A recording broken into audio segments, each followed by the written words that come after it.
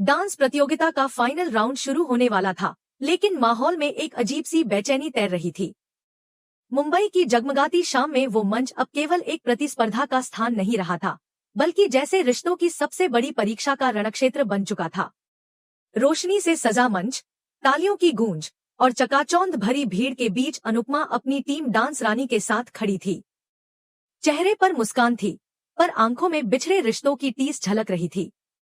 उसे मालूम था कि उसी मंच पर उसकी बेटी राही भी होगी, पर उसे यह अंदाजा नहीं था कि यह आमना सामना भावनाओं का भूचाल बन जाएगा।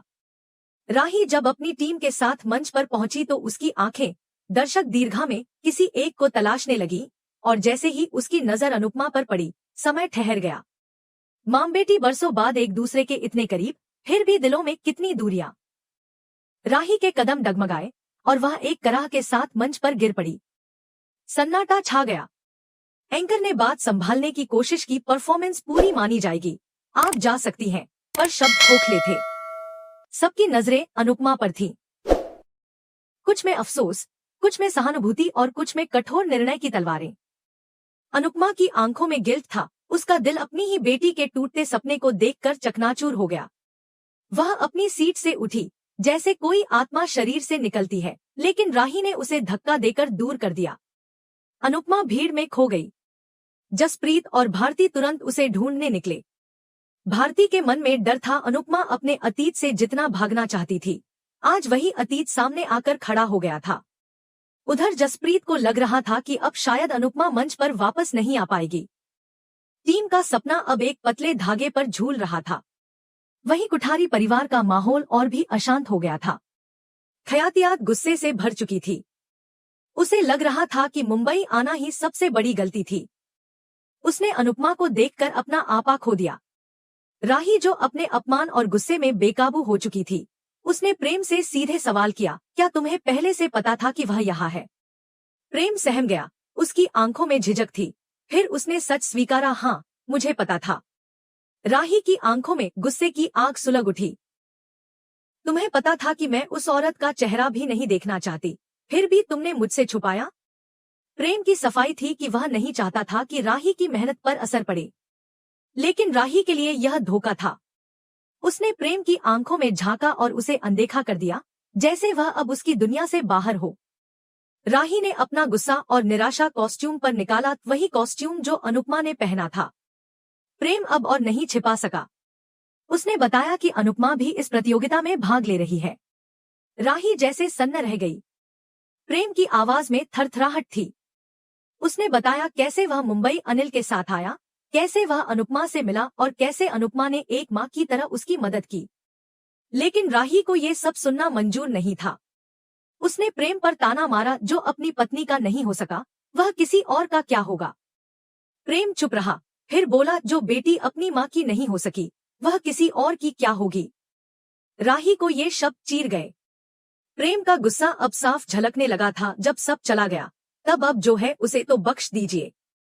तभी खयातियात ने एक और तूफान खड़ा कर दिया।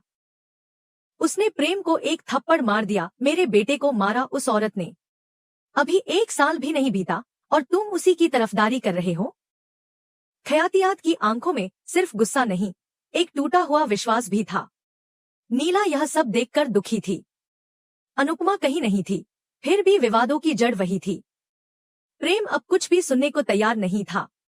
उसने मोटिबा और लीला की ओर इशारा करते हुए कहा, बहुत कुछ आपकी वजह से भी हुआ है। पराग उसे रोकने की कोशिश करता है, लेकिन प्रेम रुकता नहीं। वह चीखता है, मेरी मां ने क्या गलत किया?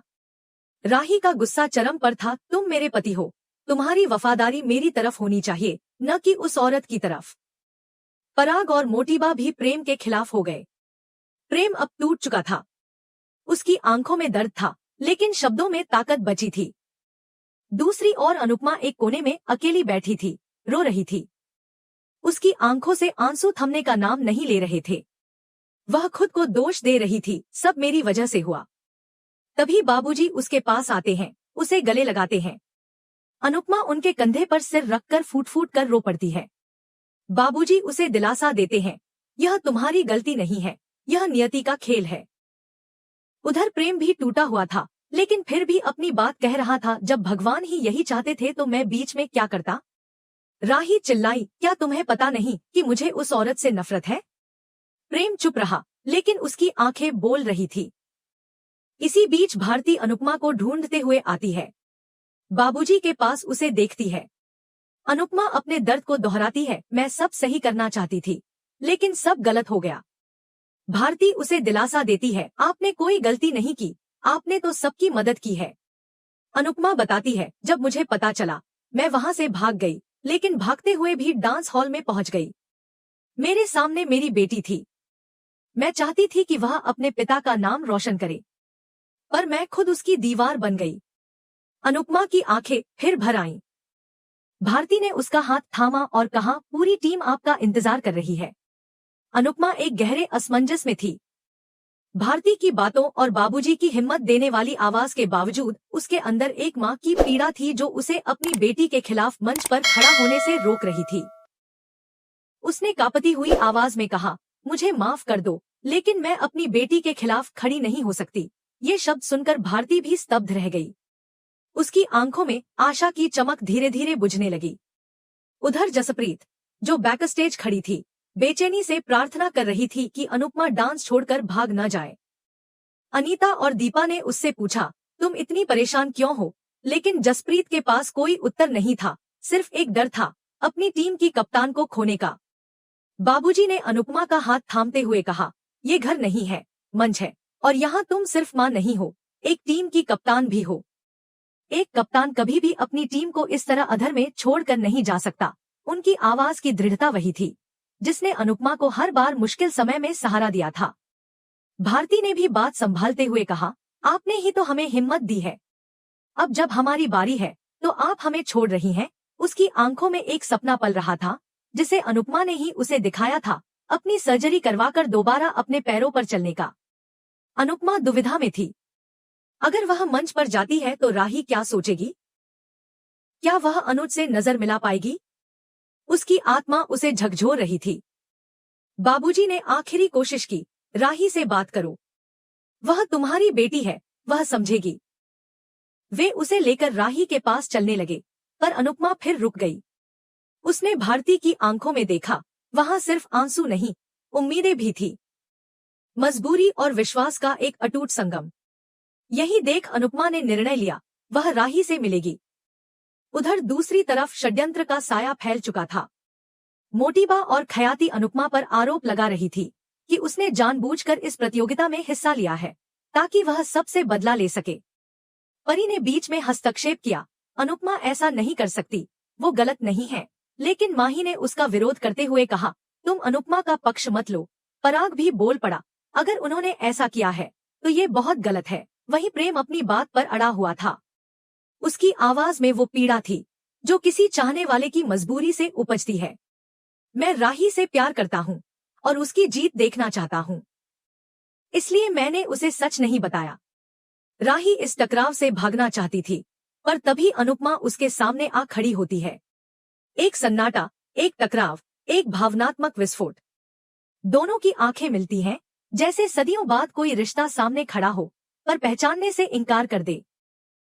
यह सिर्फ मंच नहीं था, यह एक जंग थी, माँ और बेटी के बीच, जहां प्यार, पीड़ा और गलतफहमियों का सामना होना तय था। सेमीफाइनल की परफॉर्मेंस शुरू होती है। अनुपमा अपनी टीम डांस रानी के साथ मंच पर उतरती है। उसके चेहरे पर आत्मविश्वास था, लेकिन अंदर से वह टूटी हुई थी। वह पूरी कोशिश कर रही थी कि उसका व्यक्तिगत दर्द उसके नृत्य को प्रभावित न करे। हर मूवमेंट, हर एक्सप्रेशन में वह अपनी टीम के लिए अपना सर्वस्व दे रही थी। तभी राही भी पीछे से आकर उसका डांस देखने लगती है। अनुपमा की नजर राही पर पड़ती है और एक पल के लिए वह अपने स्टेप्स भूल जाती है। वह एक छोटी सी चूक थी, लेकिन उसका असर भारी पड़ा। टीम की परफॉर्मेंस बिगड़ जाती है और वे सेमीफाइनल से बाहर हो जाते हैं। जसप्रीत गुस्से में अनुपमा पर टूट पड़ती है, आपकी वजह से हम हार गए। उसकी आवाज में दुख कम और अपमान ज्यादा था। तभी एंकर अनाउंस करता है, अनुज डांस एकेडमी से राही की टीम फाइनल में पहुंच चुकी है। राही और उसकी टीम खुशी से झूम उठती है, पर उस जश्न में मिठास कम और कटाक्ष ज्यादा था। दर्शकों में से एक आवाज आती है, अनुपमा तो जानबूझकर हारी है ताकि उसकी बेटी जीत जाए। राही सुनकर चौंक जाती है, पर उसकी आंखों में एक अजीब सी चमक थी। वह कहती है, हमने अच्छा डांस किया है, इसलिए हम चुने गए। इसमें उनका कोई हाथ नहीं, लेकिन उसकी आवाज में एक ताना भी छुपा था। जीत से ज्यादा खुशी इस बात की है कि मैंने उन्हें हरा दिया। अनुपमा उस वक्त स्तब्ध रह गई।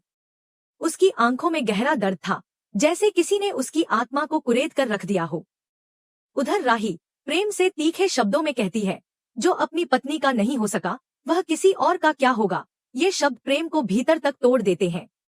उसकी आंखों में आंसू आ जाते हैं, पर वह भी जवाब देता है, जो अपनी माँ की नहीं हो सकी, वो किसी और की क्या होगी। यह कटाक्ष नहीं था, यह एक गहरा आंतरिक दर्द था जो अब शब्दों में ढल गया था। अनुपमा का त्याग, उसका समर्पण, सब राही की नफरत की धुंध में कहीं खो गया था। अब कहानी उस मोड़ पर पहुंच रही थी जहां दो दिल एक दूसरे से टूटते दिखेंगे। ख्याति अपने बेटे आर्यन की मौत के दर्द में डूबी प्रेम को थप्पड़ जड़ देती है। जिसने मेरे बेटे को मारा, तुम उसी के साथ हो, प्रेम कहता है। जो चला गया, उसके चक्कर में हम जीना तो नहीं छोड़ सकते। लेकिन ख्याति के लिए ये शब्द किसी खंजर से कम नहीं थे। राही ने अनुपमा से नफरत दिखाते हुए प्रेम का दिल ऐसा तोड़ा कि प्रेम अब उससे रिश्ता तोड़ने वाला है। कहानी अब उस मोड़ पर पहुंच रही है जहां राही कोठारी परिवार की बेटी बनकर रहेगी और प्रेम अनुपमा का बेटा बनकर उसका एकमात्र सहारा। लेकिन कहानी यहाँ खत्म नहीं होती। स्टार प्लस के प्रोमो में अनुपमा को मराठी लावणी के कॉस्ट्यूम में देखा गया है, जो संकेत देता है कि वह फिनाले में भी परफॉर्म करेगी। 3 टीमें फिनाले में होंगी, राही की टीम, जोश एकेडमी से जुड़ी एक टीम और डांस रानी यानी अनुपमा की टीम। अब जब सब कुछ सामने आ चुका है, शायद फिनाले में रिश्तों की सच्चाई भी उजागर हो। अनुपमा को यह एहसास हो जाएगा कि जिस बेटी के लिए वह अपनी खुशियां कुर्बान कर रही थी, उसके लिए वो कभी मायने ही नहीं रखती थी। अब अनुपमा उन औरतों के लिए लड़ेगी जिनकी उम्मीदों की वह आखिरी किरण है, भारती और बाकी टीम। राही जब फिनाले में हार जाएगी, तब उसे यह समझ आएगा कि उसने क्या क्या खो दिया है। लेकिन वह 3 चीजें क्या हैं? यह जानने के लिए आपको अगले अपडेट तक इंतजार करना होगा। लेकिन एक बात तय है, फिनाले में अनुपमा की परफॉर्मेंस आपको झकझोर देगी। इस जंग में रिश्ते टूटेंगे, नजरिए बदलेंगे, लेकिन अनुपमा का सफर थमेगा नहीं, क्योंकि ये सिर्फ एक कहानी नहीं, एक स्त्री की शक्ति और संघर्ष की मिसाल है।